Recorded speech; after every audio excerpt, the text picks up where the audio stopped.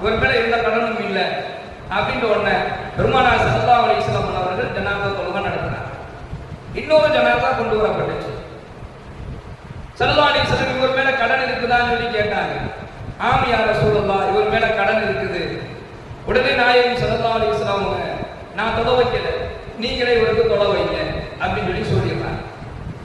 இப்போ ஹஜரத்னா அபூ கதாதா ரலியல்லாஹு அன்ஹு ஒரு சஹாபி ஸல்லல்லாஹு அலைஹி வஸல்லம் சொல்றாரு, அல்லாஹ்வுடைய தூதரே, இவருடைய கடனை அடைக்கக்கூடிய பொறுப்பை நான் ஏற்றுக்கொள்கிறேன் அப்படின்னு சொல்லி முடிக்கிறேன். இந்த ஹதீஸ் புகாரியில இடம்பெறுது.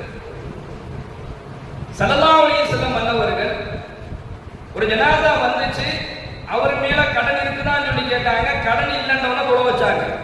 கடன் இருக்குதுன்னு அவங்க ஒதுக்கிட்டாங்க.